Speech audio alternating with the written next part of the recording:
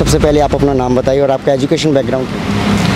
मेरा नाम इशिता राठी है। मैंने बीए करी थी lady Shri Ram college Delhi university से इकोनॉमिक्स में। फिर मैंने इकोनॉमिक्स में ही एमए करी थी। ओके, हाँ। सो मैम, आपने कौन सा टाइम है या फिर कब से प्रिपरेशन करना स्टार्ट किया था? सो मैंने 2019 में प्रिपरेशन करना स्टार्ट किया था। 2019 में मैंने अपना फर्स्ट अटैम्प्ट दिया था जिसमें मेरा प्रीलिम्स क्लैरिफाई नहीं हो पाया था और अब ये मेरा सेकंड अटैम्प्ट था। सेकंड अटैम्प्ट में ही आप इंटरव्यू तक पहुँचे। तो मैम, सबसे पहले आप ये बताइए, आप फीलिंग्स क्या है आप, क्योंकि एक नॉर्मली स्टूडेंट्स बहुत साल प्रिपरेशन करते हैं। आप भी डीयू में पढ़े हो, आपको पता ही होगा कि दिल्ली यूनिवर्सिटी से कितने सारे स्टूडेंट्स ऑलरेडी यूपीएससी के लिए प्रिपरेशन करते हैं और कई बार वो प्रीलिम्स देते हैं, नहीं होते हैं। तो आप बताइए मैम, आपका फीलिंग्स क्या है इस टाइम पे? आप इंटरव्यू के लिए अपेयर हो रहे हो और डेफिनेटली आप ऑफिसर बनने जा रहे हो। सर, इस टाइम पे तो मेरे को बहुत रिलीफ फील हो रहा है और बहुत ऑनर्ड फील हो रहा है कि मेरे को अपॉर्चुनिटी मिली कि मैं इंटरव्यू जाकर देकर आऊँ। सर, जो क्वालिफाई नहीं कर पाते, आई थिंक उनके लिए मैं सिर्फ यही कहूँगी कि पेशेंस हर लेवल पे टेस्ट होता है यूपीएससी में।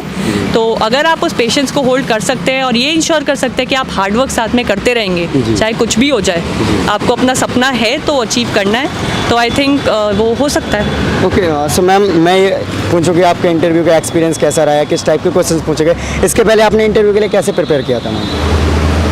सर, इंटरव्यू के लिए मैंने न्यूज़पेपर्स पढ़े थे। 2 न्यूज़पेपर्स पढ़ती थी मैं। मिंट पढ़ा था मैंने और इंडियन एक्सप्रेस पढ़ा था। उसके अलावा अपना डैफ बहुत इंपॉर्टेंट होता है। उसको अगर आपने प्रिपेयर कर लिया तो आधा इंटरव्यू के प्रिपरेशंस तो हो ही गई।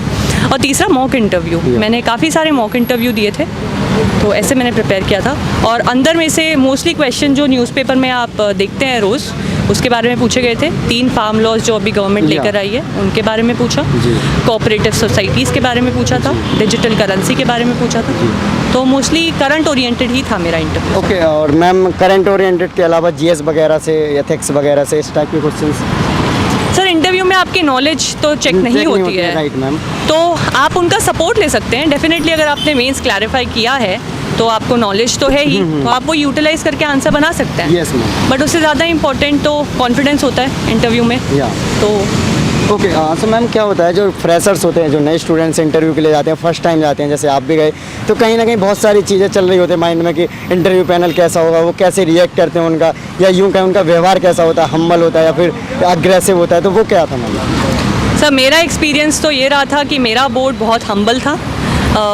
उन्होंने मेरे को हेल्प भी करी, जहाँ जहाँ मेरे को क्वेश्चंस नहीं आ रहे थे उन्होंने सपोर्ट प्रोवाइड किया और दे वर वेरी पेशेंट। जो मुझे बोलना था वो पेशेंटली सुना भी और बहुत ही अच्छा इन्वायरमेंट था अंदर। ऐसे कोई डरने वाली बात नहीं है इंटरव्यू से। जी, ओके।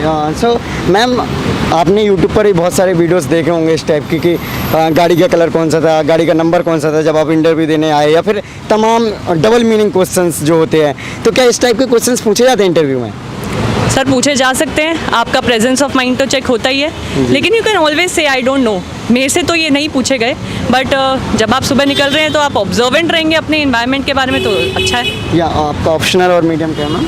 सर, इंग्लिश था मेरा मीडियम और मेरा optional economics. Okay, so ma'am, कहीं ना कहीं आप इंटरव्यू तक पहुँचे हो, तो ऑप्शनल ने कितना सपोर्ट किया इकोनॉमी, क्योंकि बहुत वास्ट सिलेबस और काफ़ी हार्ड सब्जेक्ट है?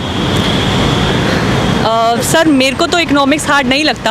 एक बार आप किसी भी सब्जेक्ट का नस पकड़ लो ना, तो आपको वो सब्जेक्ट मुश्किल नहीं लगेगा। और ऑप्शनल का तो सबसे बड़ा रोल होता है, आपको आप लिस्ट में होगे या नहीं वो ऑप्शनल डिटर्मिन करता है। आपका ऑप्शनल इंटरव्यू में भी बहुत काम आता है, तो आपकी रैंक भी ऑप्शनल से ही डिसाइड होती है। तो मैं तो कहूँगी आपका 70% ऑफ द फोकस ऑप्शनल पे रहना चाहिए जब आप यूपीएससी के लिए प्रिपेयर कर रहे हो हर स्टेज पे। या ओके, सो मैम, इस टाइप का भी क्वेश्चंस पूछा गया कि आपने इकोनॉमी ऑप्शनल क्यों चूज़ किया इस टाइप का?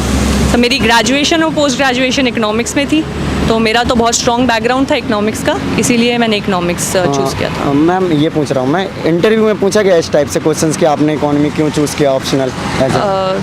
सर, आई थिंक अगर आप बहुत ही डायगनली डिफरेंट डायरेक्शन में चले जाते हो, अगर आपने इकोनॉमिक्स से करा है आपका मास्टर्स और आपने एंथ्रोपोलॉजी ले ली, तो आपसे पूछा जाएगा। अदरवाइज तो ये बहुत ही कोहेरेंट एस्पेक्ट है आपके डैफ का, तो उसके बारे में तो कोई क्वेश्चन। ओके, सो मैम, अगर मैं एक वर्ड में पूछूं आपका इंटरव्यू का आज का एक्सपीरियंस कैसा रहा, तो उसके बारे में? सर, बहुत ही एनरिचिंग एक्सपीरियंस था। ओके, सो मैम, जो नए स्टूडेंट्स हैं उनके लिए क्या मैसेज देना चाहोगे? आपका फर्स्ट अटैम्प्ट में प्रीलिम्स नहीं हुआ और अपने सेकंड अटैम्प्ट में ऐसा क्या किया, क्या गलतियाँ थी, उनसे सीख कर आपने आगे फाइनल आप इंटरव्यू के लिए अपील हुए? सर एक चीज़ जो मैंने सेकेंड अटेम्प्ट में करी थी वो मैंने सोचा था कि मैं इस अटेम्प्ट को बहुत ही ईमानदारी से सिर्फ और सिर्फ यूपीएससी के लिए प्रिपेयर करूँगी। मैंने कोई और स्टेट सर्विसेज का एग्ज़ाम, कोई और एग्ज़ाम नहीं दिया था। मेरा इंटायर फोकस यूपीएससी पे था। और दूसरी चीज़, आपको कॉन्फिडेंस चाहिए होता है हर स्टेज पे, प्रिपरेटरी स्टेज पर भी। तो कॉन्फिडेंस और belief in yourself, these are the 2 key pillars. Yes okay. So ma'am कहीं ना कहीं आपने एक बार अनसक्सेस का सामना किया, तो आपको क्या लगता है कि स्टूडेंट्स को बी प्लान रखना चाहिए? सर मेरा तो कोई बी प्लान नहीं था, मेरा ए ही प्लान था। I think B plan distracts you from plan A. तो मैंने तो यही रखा था, लेकिन अगर लोगों को लगता है कि उन्हें ज़रूरत है तो बिल्कुल